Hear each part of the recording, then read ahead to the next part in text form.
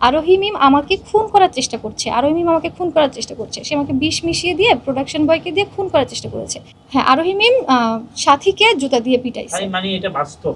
হ্যাঁ, অবভিয়াসলি, একদম 100% সত্যি। শায়লা সাথীর আমাদের টিমে অতিরিক্ত প্রভাব খাটানো যে বিষয়টা, এই একটা হচ্ছে অভিযোগ আছে। শায়লা সাথী আসলে আমাদের টিমে অনেক দিন ধরেই কাজ করছে, প্রায় 3-4 বছর বা 5 বছর হতে পারে। তো শুরুর দিকে আসলে আর্থিক সচিবের সাথে সেরকম রিলেশন ছিল না, তো তখন আমরা কাজ করেছি, আমাদের কাজ করতে কোনো প্রবলেম হয়নি। কিন্তু ইদানিং মানে লাস্ট 2.5 বছর থেকে বা এরকমই হবে, 2.5 বছর 3 বছর বা 2 বছর, না তারও বেশি হবে, 2.5 বছর 3 বছর হবে ওর সাথে ওর রিলেশন চলার কারণে তখন থেকে টিমের অভ্যন্তরীণ যে একটা পরিবেশ সেটা আসলে নষ্ট হচ্ছে। হ্যাঁ, তো যার কারণে হচ্ছে টিম থেকে একের পর এক মেম্বাররা কিন্তু বাদ চলে যাচ্ছে। ঠিক আছে, তো এই একটা অভিযোগ। আসলে শায়লা সাথীর সাথে সজীবের পরকীয়া, এই বিষয়টা আসলে খুব বেশি ইম্পর্ট্যান্ট না আমাদের কাছে। আমাদের কাছে ইম্পর্ট্যান্ট হচ্ছে টিম থেকে মেম্বাররা বাদ চলে যাচ্ছে ওদের এই রিলেশনের জন্য। ঠিক আছে, মিডিয়া পার্সনদের অ্যাকচুয়ালি রিলেশন থাকে বা অনেক রকম প্রবলেম থাকে, কিন্তু সেটা আসলে কি টিম ওয়াইজ হয় না। হ্যাঁ, একটা টিমের যদি কোনো মেম্বারের সাথে একটা সম্পর্ক তৈরি হয়, তো সেক্ষেত্রে সেই মেয়েটা আসলে একটু প্রভাব খাটাবে, এটাই স্বাভাবিক। হ্যাঁ, তো সেই জিনিসটাই হচ্ছে, এবং আমাদের টিমে সবার সাথে সবার একটু ঝামেলা হচ্ছে, বা ওর সাথে বিশেষ করে সবার ঝামেলা হচ্ছে। সাবেক বলেন, বর্তমান বলেন, অনেকেরই ঝামেলা হচ্ছে। হয়তো বা বর্তমানে যারা আছে তারা মুখ খুলবে না, কিন্তু সাবেক যারা আছে তারা মুখ খুলেছে, তাদের বক্তব্য আছে। আপনারা চাইলে তাদের বক্তব্য শুনলে বুঝতে পারবেন যে আসলে কতটা সত্যি। ঝামেলা বলতে ধরেন আপনারাই দেখতে পারবেন। ঠিক আছে, আপনারা হচ্ছে একটু ফলো করলেই দেখবেন যে সজীবের ওয়ালে সাথীর এক একটা নাটকের প্রমোশন কেমন হয়, আর আরোহী মিমের এক একটা নাটকের প্রমোশন কেমন হয়। তারপরে হচ্ছে সাথীকে হচ্ছে কয়টা নাটক দেয় আর আরোহী মিমকে কয়টা নাটক দেয়। সাথী আরোহী মিম যদি আপনি সমান সমান ক্যাটাগরিরই ধরেন, তাহলে আপনি কম্পেয়ার করেন। ঠিক আছে, বা অন্যান্য মেম্বারদের আসলে কাকে কয়টা নাটক দেয়, তো এইগুলোতে কিন্তু বোঝা যায়। হ্যাঁ, পরকীয়া করছে এই জিনিসটা কেন মনে হচ্ছে, বা রিলেশন করছে এই জিনিসটা কেন মনে হচ্ছে, কারণ হচ্ছে ধরেন শুটিং সেটে সাথী যদি না খায়, সজীব খেতে চায় না। ঠিক আছে, বলে কি যে চলো সাথী খাবা না এরকম করে ইয়াতে যে মেকআপ রুমের দরজায় দাঁড়ায় দাঁড়ায় ও বলে। ঠিক আছে, তারপরে একটা মেয়ে একদম ক্লিয়ারলি বলছে, সেই স্টেটমেন্টও দিয়েছে যে আপু আমি দেখছি যে আর্থিক সজীবকে তখন সে চিনতো না, সাথী মেকআপ রুমে বসেছিল, আর্থিক সজীব তার পাশে গিয়ে বসে ওকে ওর পায়ে হাত দিয়ে বলতেছে ব্লগ খুলো। ঠিক আছে, তো আসলে সাথীর সাথে তার কি এমন সম্পর্ক যে ব্লগ খুলবে। তারপরে হচ্ছে সিয়াম মৃধা, সেও বলছে যে হচ্ছে আপু আমার সাথে একসময় ভালো একটা বন্ধুত্ব ছিল, তো সজীব ভাই দেখতাম যে জিনিসটা সহ্য করতে পারতো না। ঠিক আছে, তো আমার ফোন নিয়ে এসে চেক করতো। ঠিক আছে, তো এই যে এই বিষয়গুলো কিন্তু অবশ্যই সাথে সাথে ওর সম্পর্কের একটা দিক নির্দেশ করে।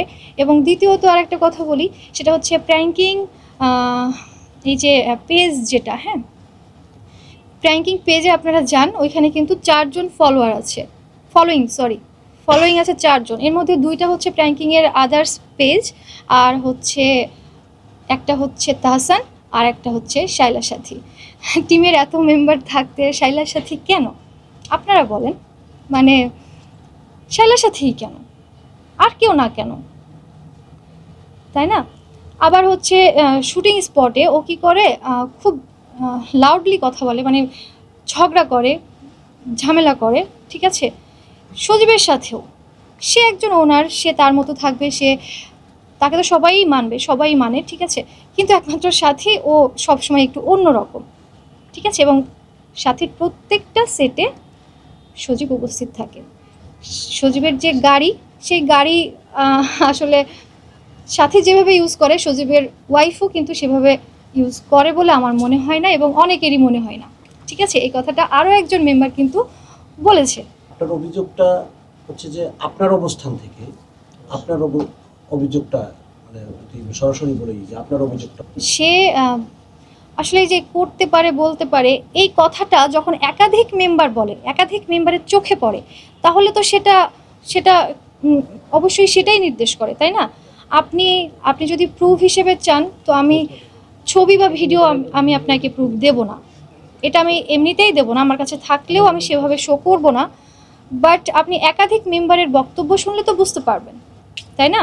আসলে আজ কয়েকদিন থেকে কিন্তু নিউজগুলো হচ্ছে, হ্যাঁ, তো যার ফলে ওদের টিমের মধ্যে একটা ইফেক্ট পড়ছে, এ কথা সে কথা হচ্ছে, ঠিক আছে? তো মানে আরোহী মিমের কাছে একটা অডিও আসে, ঠিক আছে? অডিওটা এমন ছিল যে সাথী বলতেছে যে আরোহী মিম আমাকে খুন করার চেষ্টা করছে, আরোহী মিম আমাকে খুন করার চেষ্টা করছে, সে আমাকে বিষ মিশিয়ে দিয়ে প্রোডাকশন বয়কে দিয়ে খুন করার চেষ্টা করেছে। তো এই অডিওটা আরোহীর কাছে পৌঁছানোর পর আরোহী হচ্ছে স্কুল গ্যাংয়ের শুটিংয়ে গেছিলো, ঠিক আছে? যাওয়ার পর আরোহী জাস্ট সাথীকে ডেকে বলছে এটা কি, হ্যাঁ, জাস্ট অডিওটা শুনিয়ে বলেছে যে এটা কি। তখন বলেছে কি যে হ্যাঁ তুমি আমাকে, সাথী বলতেছে তুমি আমাকে মারার চেষ্টা করেছো। তখনও বলেছে কি যে আমি তোমাকে কোথায় মারার চেষ্টা করেছি, বলতেছে একটা শুটিং স্পটে অমুক প্রোডাকশন বয়, ঠিক আছে? বলছে কী নাম, সে কে? তখন সাথী বলতেছে যে সে এখন কাজ করে না। তখন হচ্ছে আরোহী একটু রেগে গেছে যে তুমি কি ফাজলামি করতেছো, আমি তোমাকে কিভাবে মারবো, ঠিক আছে? এইভাবে করে আসলে রেগে গেছে, রাগের মাথায় ও জুতা দিয়ে করে পিটাইছে। কাকে পিটাইছে একটু খোলাসা করবেন? হ্যাঁ, আরোহী মিম সাথীকে জুতা দিয়ে পিটাইছে। মানে এটা বাস্তব? হ্যাঁ, অবভিয়াসলি একদম 100% সত্যি, মানে এটা কোনো বানোয়াট বা কোনো মানে এক ফোঁটাও মিথ্যা না। কিসের প্রমাণ না পেয়ে, মানে সে তো অডিও শুনিয়েই তাকে মারছে, সে তো তাকে বলছে যে খুনের একটা বিষয় সে তুলছে যে তুমি আমাকে কিভাবে বললা যে আমি তোমাকে খুন করতে গেছি, ঠিক আছে? তো এটা একটা অনেক বড় কিছু না, তো সে শাউট করবে না? তাছাড়া সাথীর উপর প্রত্যেকে বিরক্ত। এই যে আরোহী মিম কেন স্টেটমেন্ট দিয়েছে, সে তো টিমে কাজ করছে, তাই না? টিমে যারা কাজ করছে, তারপরে হচ্ছে সজীবের যারা কাছের, ওরা কি সজীবের বিরুদ্ধে মুখ খুলবে? বলেন, আপনি কি আপনার মালিকের বিরুদ্ধে মুখ খুলবেন? অন্যায় করলে খুলবো না, অন্যায় করলেও আপনি খুলতে পারবেন না, এটা সবসময় সম্ভব না। কারণ আপনারও কাজের চিন্তা আছে, আপনারও পেটের চিন্তা আছে, তাই না? তো এরকমটাই হচ্ছে টিমের মধ্যে এবং বাইরে সবাই কিন্তু জানে, হ্যাঁ, বাট টিমের ভিতরের ওরা সরাসরি মুখ খুলতে পারছে না, আর টিমের বাইরের যারা তারা কিন্তু মুখ খুলছে।